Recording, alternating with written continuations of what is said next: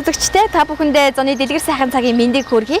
Зун цаг айлчлан ирэхэд бид бүхний зүрх сэтгэлийг хамгийн их догтлуулдаг зүйл бол мэдээж хэрэг өнгө алгалсан цэцгэс, ногоон төгөл, ой мод цэцэрлэг бүрэлдэн байдаг шүү дээ. Тэгвэл манай энэ удаагийн загтал нэвтрүүлэгт ухдаг бус ургадаг уурхайг хөгжүүлцгээ уриатаагаар мөнх ногоон амьдралыг бий болгохын төлөө хичээж зүтгэж яваа нэгэн эрхэм оролцож байна. Бид яагаад энэ удаагийнхаа дугаараар энэхүү эрхмийг онцлох болсон бэ гэхлээр оюуны ундраа цогцлбор сургуулийн 7-гийн 4 ангийн 2 бяцхан сурагч маань энэ хүнтэй уулзуулж өгөөч гэж манай нэвтрүүлэгт загтал бичсэн хандсан юм байгаа. Ингээд бид бүхэн мөнх ногоон амьдрал төрийн бус байгууллагын тэргүүн Алтан цацрал дахыгаа зорин ирлээ. Ингээд хамтдаа татгш орцгоё.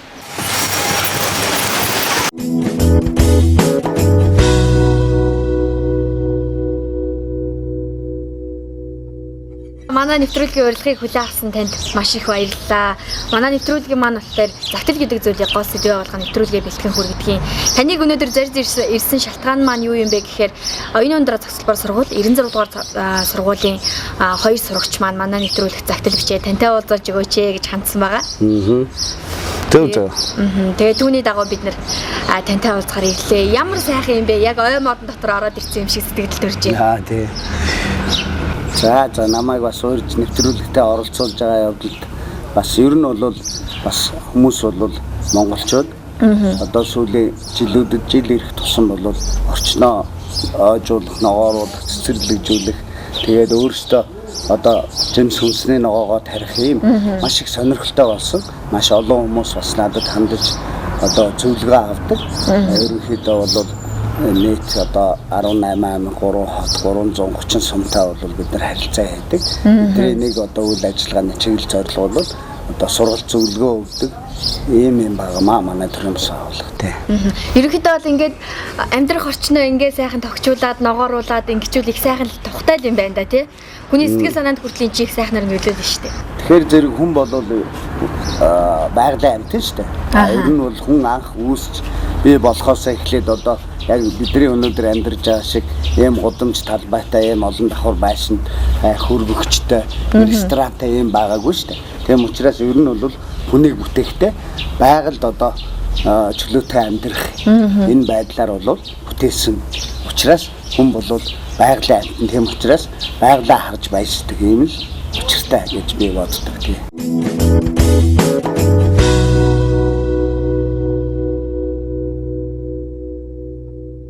За манай нэвтрүүлэгт загтал бичиж хандсан 2 охин маань ага 96 дугаар сургууль оюуны ундраа цогцлбор сургуулийн 2 сурагч байгаа. За Алтан цацрал тахтай өөрсдөө танилцуулж. За намайг Анар гэдэг 7-гийн 4 ангийн сурагч. Тэгээд тантай уулзж байгаа минь нэр төр Эрэг гэж бодож байна. За. Намайг Дэлгэрмаа гэдэг би 7-гийн 4 ангид сурдаг. Тэгээд тантай уулзах маш их хүсэж байсан. Бас танаас асуух зөндөө зүйл байна. Аха. За өнөөдөр 2 охинд маань юу зааж өгөх вэ? Хамтдаа одоо нэг зүйл хийж үзэх байгаа штэ тий? Тий. За тэгэхээр мэдээж хэрэг манай хот бол одоо ногоон байгууламж одоо цэцэрлэгжилт зөвлөгжүүлэлтээр бас жоохон таархан байгаа тий. Хүүхдүүд мэдж байгаа агаар их бохирдолтой байгаа, хөрс бохирдолтой, тоос шороо ихтэй байгаа тий. Тэгэхээр энэ орчин тойрноо ногооруулах, зөвлөгжүүлэх энэ ажил бол ялангуяа хүүхэд залуучууд оролцох юм бол хүүхэд болгон тэгээд ялангуяа өвөө эмээтэйгээ орчин тойрноо бол ногооруулахын үйлсд бол оролцох хэрэгтэй. Тэгээд би бол ингэж боддог юм л да. ялангуяа одоо зуны амралт болчоор манай хүүхдүүд нэлээд завтай байгаа. За эмээ өвөө нь бас завтай байгаа чи ерөнхийдөө цаашдаа төрөөс энэ орчин тойрных нь ногооруулах ажлыг энэ хороо дүүргээс нь энэ ер нь энэ хөгсчүүл хүүхдүүдэд хариуцуулах юм бол их хариуцлагатай олсууд гэж бодож байгаа. Тэгэхээр өнөөдрийнхөө сэдвээр ер нь бол зүлэгжүүлэлтийг яаж хийх вэ гэдэг. Орч болгон хажуу талынхаа одоо жижигхэн талбай үлдсэн байгаа. Бусдын цементтэй байгаа шүү дээ. Тэрийг нов ногоон болгоход бол зүлэгжүүлэлтийг ямар аргаар хийдэм бэ? Тэгээд дараа нь услага арчилгааг яаж хийдэм бэ гэдэг энэ зүйлийг л одоо хэдүүлээ энэ удаа уулзсан дээрээ сураад авчи. За ямар материал хэрэгтэй вэ багж? За тэгэхээр мэдээж эрэг. За биелэг өмсцөж хөгжөөд маань. За хөрсийг бэлтгэхийн тулд юуны өмнө бол одоо хүр зоорн тийм ээ. За хөрзээр гიშгээд одоо энэ хөрсөө бол сулж өгье. Яагаад тэгэхээр одоо зүлэгний үрний үндэс бол одоо өслөг ургамал учраас үндс нь их бага байдаг байхгүй. Тэгэхээр хөрс нь их зөөлхөн. За нөгөө талаар хөрсөө их сайхан тэгшгэн болох хэрэгтэй. Тийм учраас хөрзээр эхлээд гიშгэн. За дараа нь тармуураар илдэг одоо чулуу үндэс хог шороог нь бол авах ёстой. За мэдээж хэрэг малтуураар бол дараа нь тэгшлэн гэсэн ийм гурван үндсэн багж орно. За дээр нь мэдээж хэрэг энэ одоо үрлэгч байгаа. За яг үрлэгч байхгүй бол маш гараараа их нямба одоо үрэл цацаж өгч болно гэсэн ийм зүйл.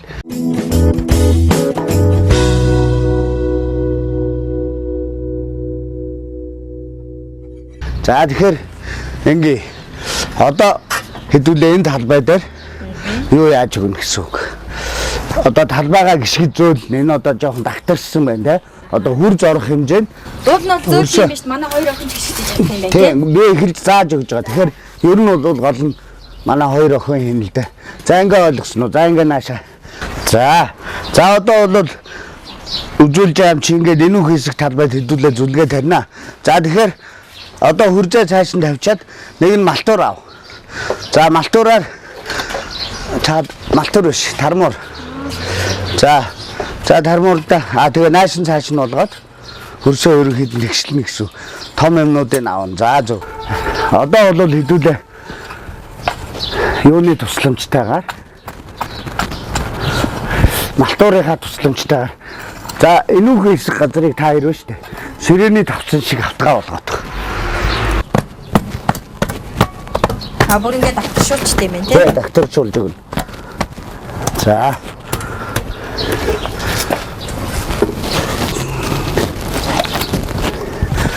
За одоо ингэ. Одоо ерөнхийдөө бол аль болох зүлэгний үр цацах талбай бол ингээд сайхан ширээний тавцан шиг тэгшхэн байх хэвээр. Хонхоргүй байх хэвээр. Янз бүрийн чулуу молуу байвал чулуун дээр унс үүр бол орохгүй шүү дээ тий. За одоо ингээд тэгшилсний дараа одоо тэр услагчаараа ингээд үйлдээд одоо хөрсөө хар шороогоо норгож өгнө тий. За норгож. Ингээд шугам татаалцаа явуучих юм биш үү тий.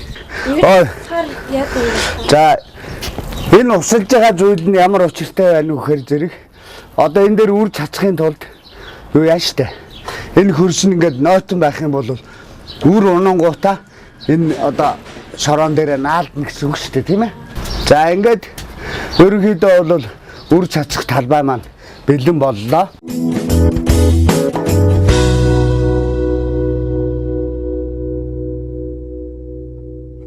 Энэ дээр одоо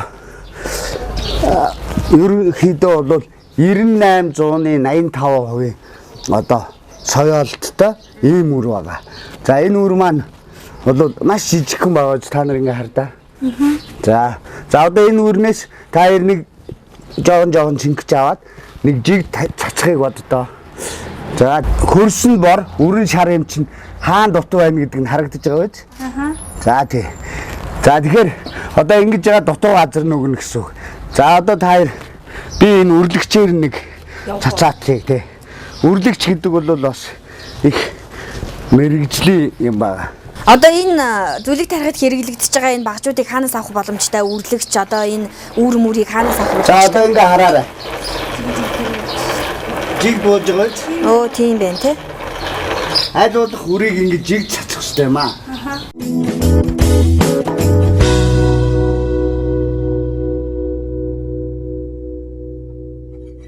Одоо бол гадаа их дулаарсан байна тийм учраас яг хөхтэй зэрэг ерөнхийдөө 5-7 хоногт жигд ногоонд халбаа. Оо ямар гоё бай. Айгу хурдан гараад ирнэ тий. Хурдан тий.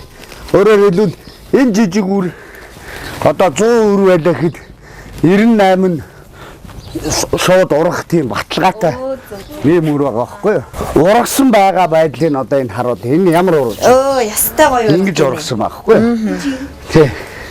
Ийм жигд. Одоо энэ цэм ургаад юу? Гоё ураг тийм бай. Тий. Цэм ургасан болоод 7 хоног хэвчээ. Ерөөсөө ингэн энэ зүлгийг бол одоо ийм болтол нь өглөө ороо 2 сэрүүн дээр заавал өдөрт 2 удаа услана гэсэн үг. Тий. Одоо зөөлөн услаагаар услана гэсэн үг. За одоо ингэ усалчих. Нэг захаас нь жиг цахаа услаад. За энэ элсээр хуцаач холбогдол бол би түрүү хэлж ирсэн. Нэгдүгээрт бол өрийг хөдлөхгүй байгаа. Хоёрдугаарт усалгаа хийхэд элс бол монголчууд ярьдаг шүү дээ. Элс рүү ус хийсэн юм шиг алга боллоо гэж. Тэгэхээр шингээдэг. Шаврын хөрс бол жишээлбэл шингэхгүй. За энэ дээр бол одоо жоохон услага илүү гарч байна. Жоохон шингээж өгөө хүлээж. Тэр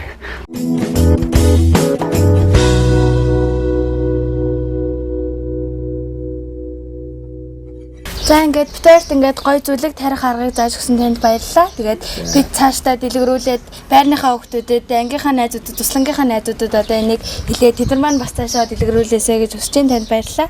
Зөв. Одоо ингээд та хоёр бол хаач ямар ч газар очиод одоо хүмүүст аргыг зааж өгөөд зүлэг тарих юм боломжтой боллоо. Асуулт байхгүй болсон тий. За. Модны талаар битээр маш тийм том ухаан сайжсан танд их баярлалаа. Өнөөдрөөс эхлээд мод тарих хүсэл төрж байна. За тэгээрэй.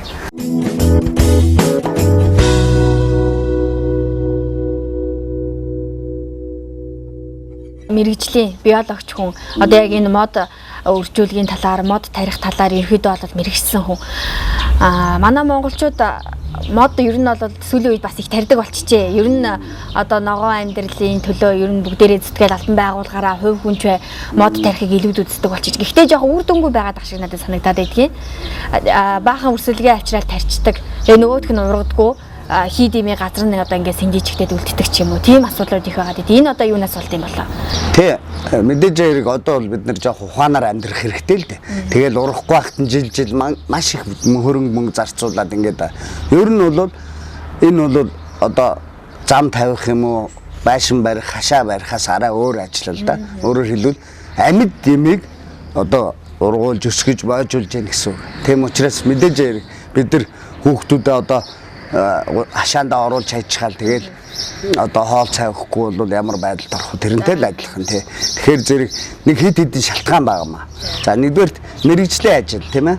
Өөрөөр хэлбэл яг энэ ургамлын одоо Антон Печлов энэ тарих агротехникийг нэгдүгээрт хүмүүс өөрсдөө мэдэх хэрэгтэй. Ерөнхийдөө бол мэдээлэл бол хангалттай байгаа шүү дээ. Одоо интернетээс ямар ч одоо мэдээллийг олоод авчих юм боломжтой болчихлоо шүү дээ. Тэгэхээр зэрэг ерөнхийдөө ухаанаар за энэ бол амьд юм аа. Тий. Энэ бол ус уудаг, агаар амьсгалдаг тийм ээ. Хоол тэжээл иддэг гэдэг тэр нөхцөлийг бий болгох хэрэгтэй. Мэдээж хэрэг одоо барилга барьсан талбай юм уу? Гудамжинд одоо жишээлбэл ийм зүйл болж байна л да. Өвөл ингээд цас ордог. Тэр цасан дээр машина альтруулахгүй тул баахан давс асгацсан. Тийм ээ. Тэр давсаа цэвэрлээд хажуудлынхаа мод ургамлын талбай руу хийчихээр давсан дотор юм урахгүй тийм ээ. Тийм учраас ерөнхийдөө систем бодлоготой төлөвлөгөөтэй хийгдэх ажил юм. За нөгөө нэг талаасаа энэ мод ургамлыг үржүүлэн тарина гэдэг энэ зүйл бол мэрэгжлийн мод үржүүлгийн газарт одоо бэлтгэгч энэ модоо үрнээс нь эхлээд одоо үржүүлж боожуулаад 2-3 настай болохоор нөгөө суурин газар цэцэрлэг түрээлэндээ шилжүүл суулгадаг. За эндээс эхлээд технологи гэдэг юм яригдана. Тэгэхээр тэр модоо үндэс эрхтнийг гэмтээхгүй яаж авах вэ? Хизээ авах уу, тийм ээ? Ямар хөрсөн суулгах вэ гэх тийм. Хөрсөн ямар юмд шилжиж суух ёстой. Тэгээд ямар машинаар яаж тээвэрлэх вэ? Хэрвээ яг шууд тээвэрлж ирээ тарих боломжгүй бол яаж хадгалах вэ гэдэг. Энэ зүйлүүд бол бүр одоо маш нарийн технологитой ийм ажил байхгүй юу?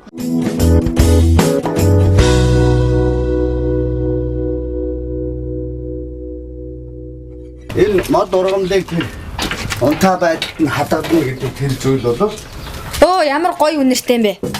аа. Жинхэнэ гоё чиг мэдчихэв. Тий. Одоо энэ зориултын юм тарьц суулгах цадгадаг юм зойрон байх хэрэгтэй. Энэ бол одоо сэрүүхэн харанхуй орчинд ерөнхийдөө бол тий. Ерөнхийдөө бол одоо нэг цагаан сарын дараа нэг юу байдаг штэ.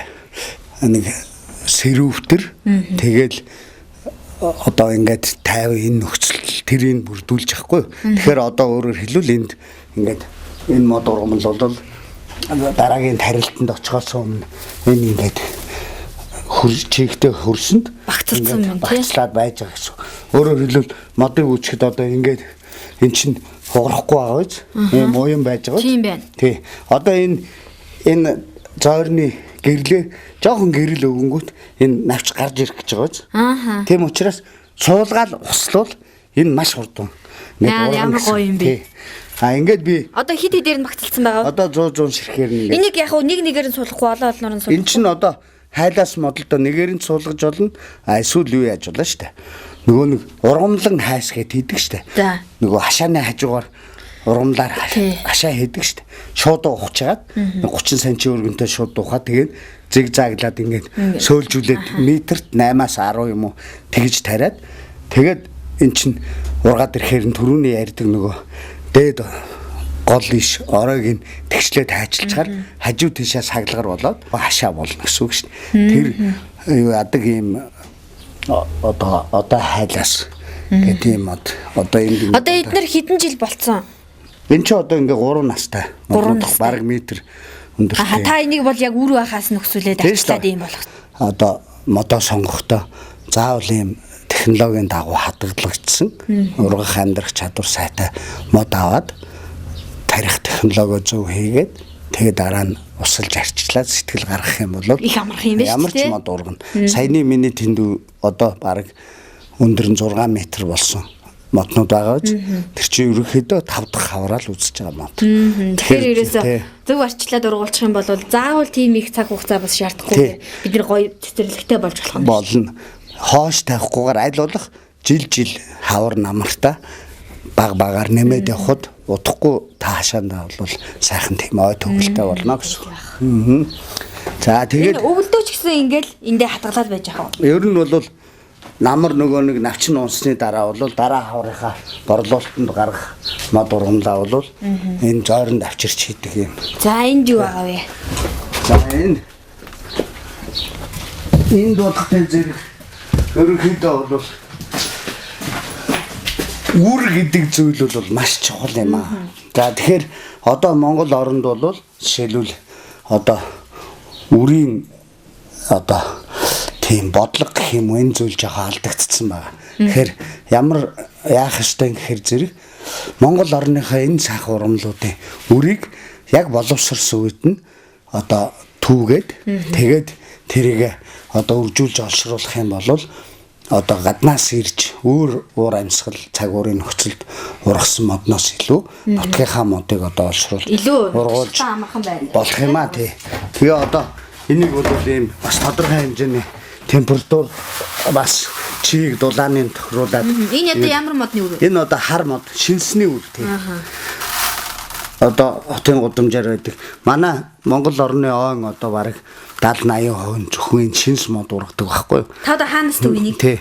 Энийг бид нэр одоо ингээл намар өрн болоод ирэхээр зэрэг л ойргоо орж түүх ёстой л да. Тэгэхээр бас мэдээж яриг нилээ зардал ажил ихтэй тэгээ цайруулна тэгээ хадгална гэсэн ийм зүйлүүд байгаа байхгүй юу?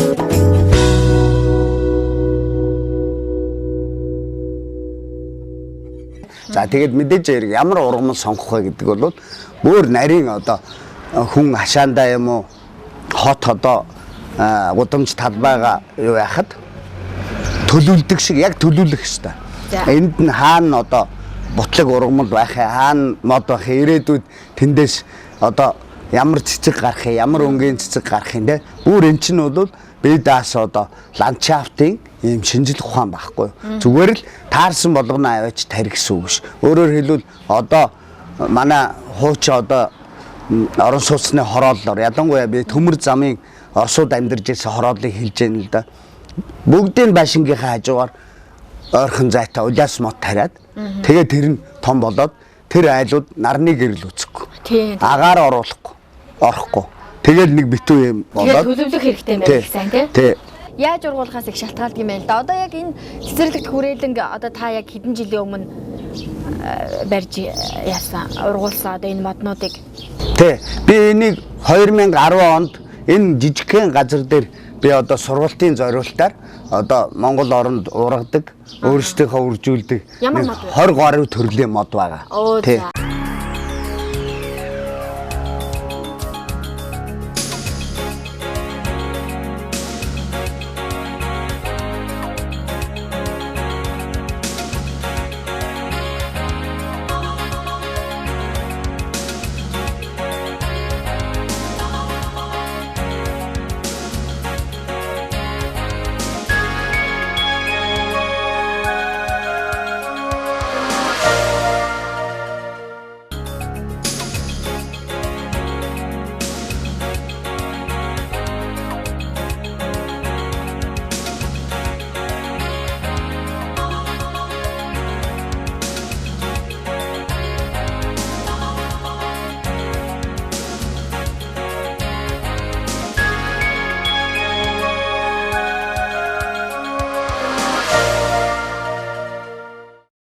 Энэ бас их сайхан тогтчулж. Одоо яг манай байрны айлууд балкон дээр ингэж хийх боломжтой юм биш үү те? Харин тий.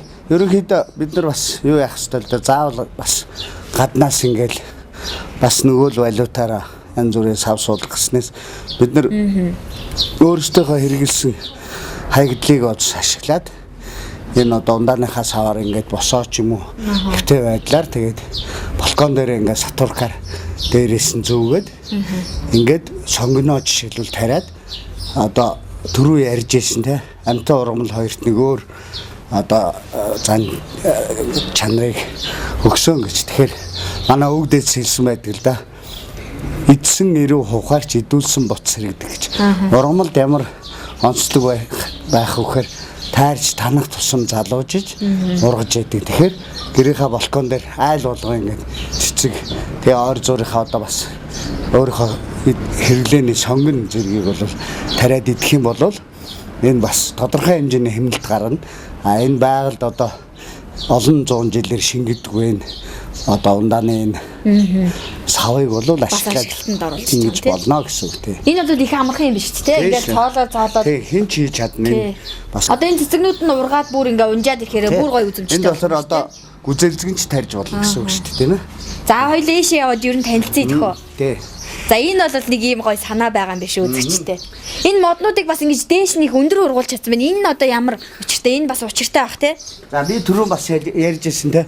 Одоо энэ модыг ингээ харахаар бүх доотлын мөчрүүдийг ингээд тайраад авсан шүү дээ. Мухраар нь мухарлаад авсан байгаа биз. А тэгэхээр зэрэг эхлээд ерөнхийдөө бол одоо энэ таримл модыг хүн өөртөө зориулж байгаа юм чинь энэ доотлын мөчрийг бол юу яах хэрэгтэй юм аа. Одоо ингэж тайралт таналт хийх хэрэгтэй.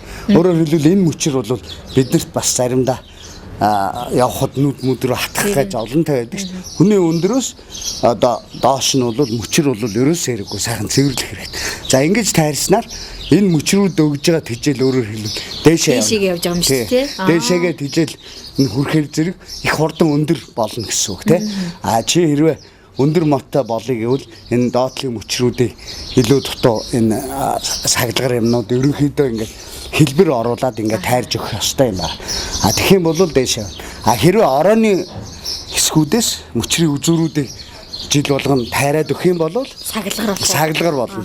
Өөрөөр хэлбэл нэг гарсан мөчрнөөс дахиад салаа мөчрүүд гараад ийм битүү шигүү ногоо мас гарч ирэх байхгүй. Тэр бас миний сонирхлыг их татсан л да. Одоо ингээд турбаны завсраас нэгэ цэцэг ургуулсан биш. Энийг одоо яаж хийсэн юм бэ? За тэгэхээр энэ бол үндсэндээ яг зүгээр бас эн чинь юу яаж байгаа штэ. Одоо ямар нэгэн хүн байгалийн амт гэж хэлсэн те. Одоо аль болох цэцэг ургамалтайгаа байхад одоо хүн баяр баясгалаа авдаг. Тийм учраас одоо би энд нэг санаа хэлэх гэж байгаа л да. Ерөнхийдөө энэ бол нөгөө нэг салхивчны хоолой штэ. Тийм байх тийм. Одоо дэлгүүрээр байж байгаа ингээд холбох хэрэгсэлтэй юм байхгүй. Тэгээ сүүлийн үеийн байрнууд бол орон сууц байрнуудад байна шүү дээ. Гал тогооны өрөө, зочны өрөө хоёр бол нэг зааланд болцсон шүү дээ. Тийм. Тэгэхээр зэрэг гал тогооны өрөө, зочны өрөөг тусгаарлахад ийм ногоон хан хийхэд өөрөөр хэлбэл энэ турбааг ашиглаад тэгээд эн чинь бас услгааны систем явж байгаа байхгүй нэ. Одоо энэ харагдаж байгаа ч тийм. Тэгээд нөгөө ингээд усааг үүлэгч гэж жигд услагч юм шүү дээ. Жигд услагч гэсэн. За тэгэх юм бол өөрөөр хэлбэл би энийг одоо бол явандаа гүзээлзгэнд тарих гэж байхгүй. Тэгэх юм бол битүү буталж ургаад нөгөө жимсэн унжаад ингэх юм бол бүр илүү гоё. Бүр илүү гоё болно шүү дээ, тэ. Эднийг одоо худалдаж авч болох уу? Болно. Одоо энэ помидорны үрсэлгээ байж байгаа. Тэгээд өөр одоо чинжүүмний үрсэлгээгээ тэгээ яг бид нар нөгөө нэг маш олон хүмүүст одоо бас сургалт зөвлөгөө өгдөг. Тэгээд хүмүүс ч их сонирхож одоо янз бүрийн жимс ногоо тарьж, цэцэг тарьж, тэрэнд нь холбогдсон одоо гар багжнууд, тусгааны систем үү те, цэцгийн сав гээд ойр зүрийн хэрэгцээний бордоо гэсэн зүйлүүдийг одоо нэг дараас авах боломжийг бүрдүүлэх үүднээс энэ жижигхэн дэлгүүр хийсэн бид нар цаашдаа юм дандаа эко бүтээгдэхүүн нэм чиглэлтэй тэгээд Монгол орныхоо хөрсөнд одоо өсгөж байжулсан юм одоо ургамлын үр бордоо тарьж суулгацсан юм зүйлүүд. Энэ мөнгөний мод мөн үү? Энэ биш л дээ. Ерөнхийдөө энэ хүн бол бас сонирхоод одоо байгалийн том моднуудыг бас ингэж жижиг хэлбэрээр ургуулдаг. Бас ингэж болох уу тийм хоббитой улсууд байдаг. Тэрний нэг төлөөлөлтөө.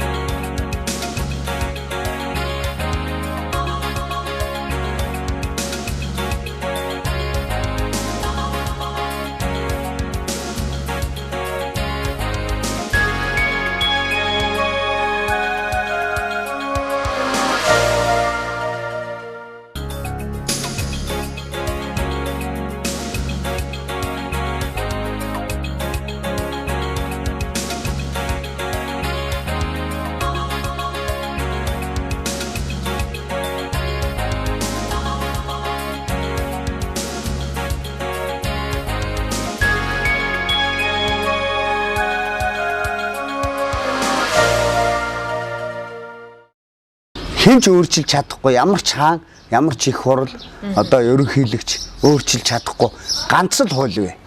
Тэр хууль бол байгалийн хууль. Бид нар одоо хүн төрөлхтөн юу хийж ийм гэхээр байгалийнхаа хуульд одоо зогсож амьдрах ёстой.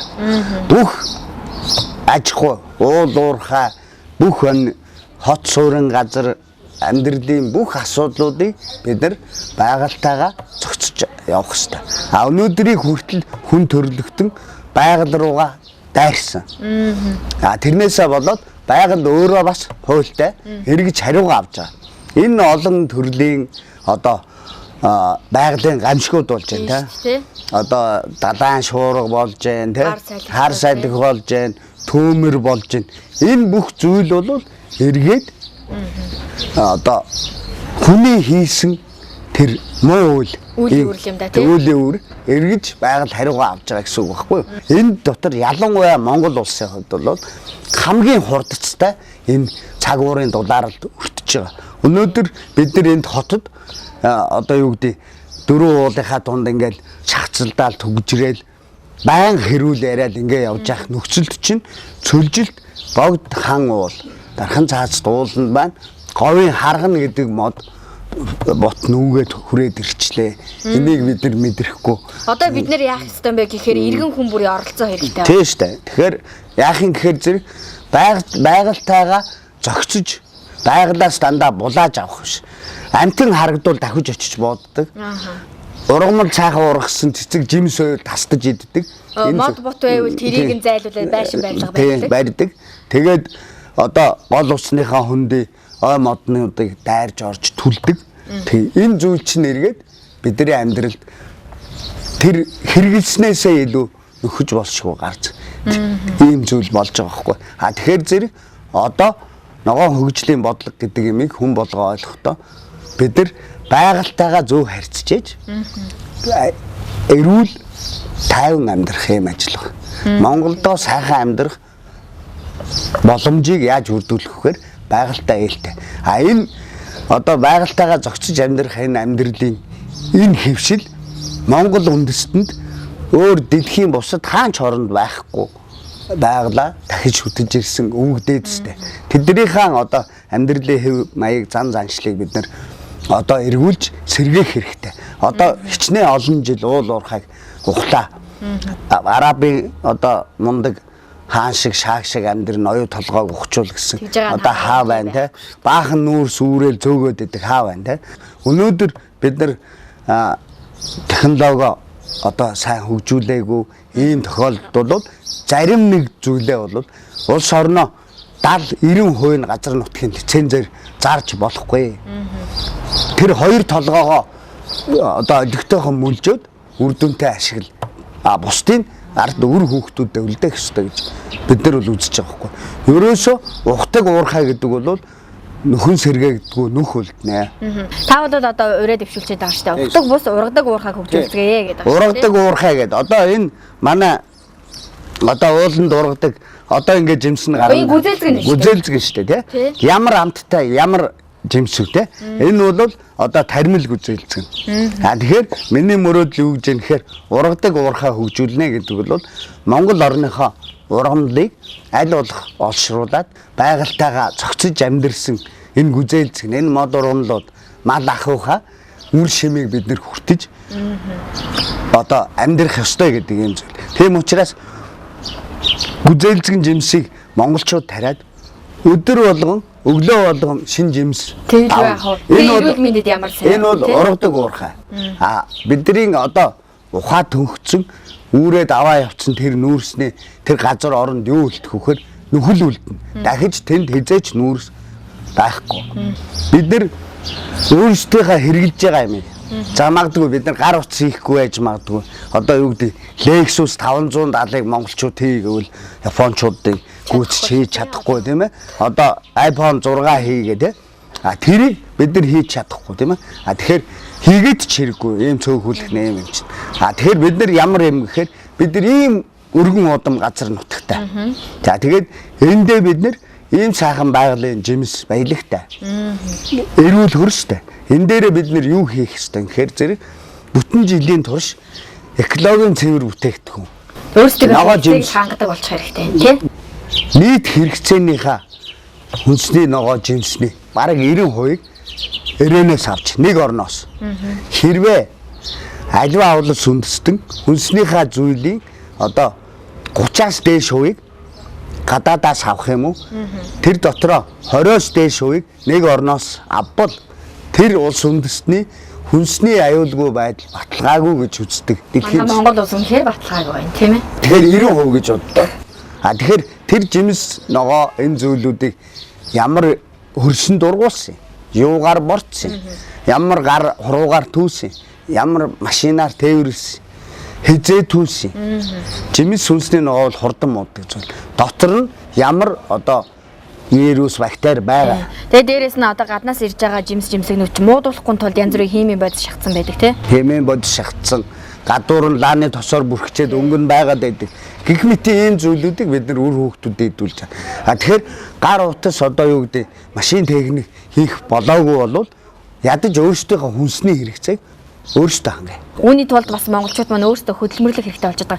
Таны хувьд өвөл гүзээлзгэн тарьж ийн гээл бас шуугаад байсан. Одоо яг тэр өвлийн нарлаг хүлэмж нь тэндээ гүзээлзгэнээ тарьж байгаа юу одоо? Яагаад тэгэхээр Монголд энэ өвлийн нарлаг хүлэмж хөгжүүлэх боломжтой байна.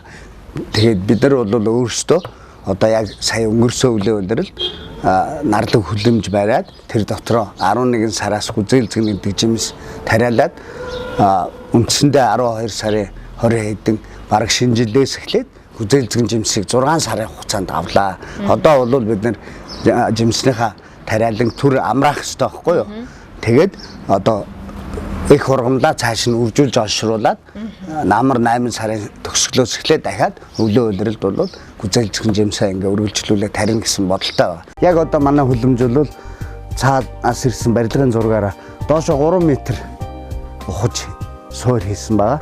За тэгээд метр 50 орчимд одоо 25-аас 30-ийн тийм хайрган хөрсийг хийгээд дагтаршуулаад тэгээд дээш нь суур цутгасан. Суур бол 40-60 харьцаатай ийм төмөр бетонын суур. За тэгээд мэдээж хэрэг зуны үйлрэлд бол одоо 3-9 хүйтэнд 30 градус байгаа нарны энергээр өөр ямар ч галмал түлээг. Тэгэхээр 100 бол ямар болох вэ? Да 20-30 градус халахад бол энэ дотор үнэхээр асуудал байна.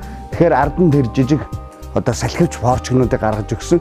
За ингээд ерөнхийдөө энэ төмөр каркас бол цаанаасаа бүх нүх, боол, бүх юмнууд үйлдвэрээс бэлдэгдээд ирээд энд бол нэг ч гагнуур ороогүй.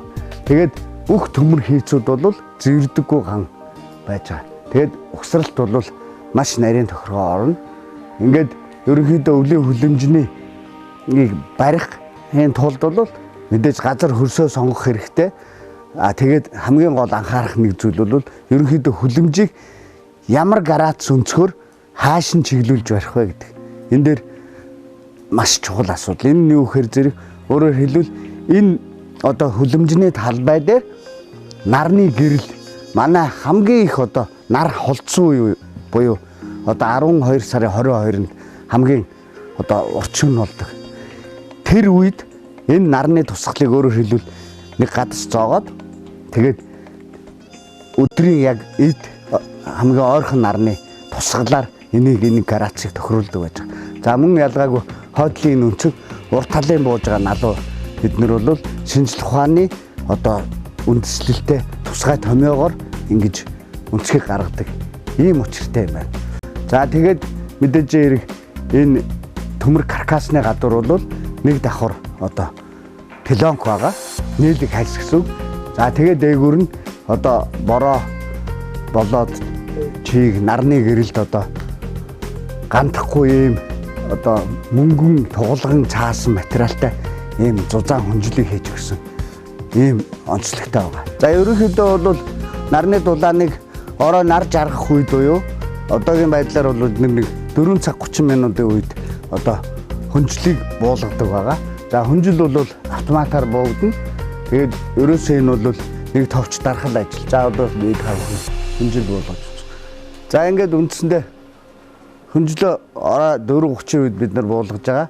За өглөө бид нар мандсны дараа 9 цагийн үеист бид нар одоо хүнжлөө өсгснөөр одоо нартай өдөр бол тэгээд маш богино хугацаанд одоо хүлэмжийн дулаан эрс нэмэгддэг юм зүйл байгаа. Энэ гүзээзэгний одоо гаднаас авчирж ирж одоо суулгац байхгүй юу? Үрээр тариагүй суулгацаар. Тэгэхээр яг энэ ижилхэн энэ ургамлыг Монголын нөхцөлд хүлэмжинд тарихаар жимснийх нь амт нь бараг уулын гүзээлзэгнэх шиг амттай байгаа. Одоо гадар зарагч гүзээлзэгнүүд бол амтгүй л байдаг шүү дээ, тийм? Одоо нэг усын амттай тийм нэг том юм ус сурхуу амттай юм байдаг шүү дээ. Тэгэхээр зэрэг яагаад энд янз бүрийн химийн бодис бордоо хийгээгүй малынхаа буучаар борцсон жимс яагаад ингэж вэ? Ямар учир шалтгаан? Энийг судлаачд эрдэмтдтэй ярилцаад үзсэн чинь хинний санаанд оромгүй асуудал байгаа байхгүй. Яадаг вэхээр манай Монгол оронд өдөр шөнийн температур эрс тэс зөрөөтэй. Одоо ингээд нэмэх 28 градус. Оройдоо сэрвс чинь. Шөндөө магадгүй 5 руу орно. Ороо өдөш болохоор сэрүүн болоод ирэхээр энэ яах сонирхол баг. Амьдрахын төлөө тэмцэл явна. Ямар ч амтэн одоо ургамал бол ямар нэг байдлаар амьдрахын төлөө тэмцэн шүү дээ. За тэгэхээр зэрэг амьдралын төлөө тэмцээд энэ бол ингээд 50 байдалд орохгүйгээр үндэс одоо бүх зүйлүүд нь ингээд ажиллана гэсэн үг шүү дээ. Одоо би даарч өгөх юм бол яах юм гэдэг зүйл одоо эсрэг. Тэгэхээр бодисын солилцоох явна да. Тий. Тэгэнгүүт энэ жимсний амтанд бодисын солилцоо эргэлт явахаар тэгэхээр их гоё амттай байна. Очно гэсэн үг шүү дээ. Тий. Идэвхтэй үйл ажиллагаа. Тэгэхээр би юу хэлэх гэж байна гэхээр энэ нарны дулаанаа ашиглаад энэ өдөр шөнийнхөө энэ температурын зөрөөг одоо ашиглаад ийм амттай жимс сум суурин газар болгон хөгжүүлэх юм бол бид нар цаашдаа Монголын экологийн тийм амттай жимсийг цаашаа нь гаргаж тэр доллар гэдэг тэр хэрэгтэй юм бол тэрийг олж ирэх боломжтой байхгүй. Ургадаг уурхаа бол цаашдаа монголчуудыг дэлхийд таниулах юм зүйл болж болно гэж. Тэгэхээр би телевиз үзэгчтэй уриалаад сум суурин газар болгон өвлийн нарлаг хүлэмж бариад өөрийнхөө брэндүүдийг гаргаад яагаад болдгоо. Тий. Ховдын булганы гэдэг юм уу те одоо өгөрцөө. Тэр газараа өөр уур амьсгалтай амттай. Тэрийг Улаанбаатарын хошуурж авдаг. Энд нэг ийм боломж байна. Монголчууд бид нар алийн болгон хүний одоо бэлдсэн юмар чанаргүй юмар одоо хувцсалах юм. Өөрөөсөө нэг хувцаа хийгээд нэг хоолоо боловсруулаад тариад идчих. Энэ малынхаа сайхан одоо үр шимийг сайхан боловсруулад тэрийг гоё одоо брэнд болгох хэрэгтэй. Өөрөөр хэлбэл түүхийн үедээ бид нар байгаа ямаараа боловсруулах хэрэгтэй. Бид нар бол одоо түүхийн эдийн орон байгаа байхгүй. Гайлын татвар бусад бүх бараа 10%, ногооных 5% байна. Тэгэхээр зэрэг төр засаг бол яаралтай энэ одоо хятад ногоог дэмжсэн бодлогоо болох хэрэгтэй. Монголынхоо ногоочдыг хятадын ногоочтой өршөлдөх боломжийг олох хэрэгтэй. Тийм учраас цаг хугацаанд уур амьсгал нь хэцүү. 85-аас 90 хоногт жимсээ гаргаж авах зүтгээд тэгээд намар бүгдээрээ зэрэг авчрангууд хятад ногоо орж ирээд ингээд үнийн уулангууд ногооч чинь дээшээ өндийж чадахгүй байна. Өөрөөр хэлбэл зарсан зардлаа нөхөж чадахгүй байнгын одоо хүнд байдал байж байна. Тийм учраас жижиг дунд үйлдвэрийг хөгжүүлнэ. Монголчууд өөрсдийнхөө үндэсний брэндтэй болно гэвэл энэ төрлийн бодлогоо зохицуулалтаа сайн хийгээч. Тий. Гэсэн юм зүйл хэлнэ. За өнөөдөр бас манай үзэгчид маш хэрэгтэй мэдээллүүдийг өгсөн хүүхдүүдийн маань одоо манай нэвтрүүлгийн хүсэлтийг хүлээж аваа, хүүхдүүдийн маань хүсэлтийг хүлээж аваад үнэтэй зөвлөгөө өгсөн танд маш их баярлалаа. Үзэгчтэй бас хандаад уриалахад бид нар гэрийнхэн хэсгэн жоохон газар те ийм сайхан цэцэрлэгийг бий болгож эндээ тийм сэтгэл санаа тайван сайхан байж боломжтой юм байна. Ингэснээрээ бас Монгол улсынхаа хөгжил цэцэрлэгтэнд нэгэн ч гэсэн хувь нэмрийг оруулах боломжтой байна гэж хэлмээр байна. Тэгээд хэрвээ танаас заавар зөвлөгөө авах юм бол та бол чөлөөтэй тийм ээ? Тий. Одоо миний нэрээр одоо Facebook, Twitter хуудас байж байгаа те.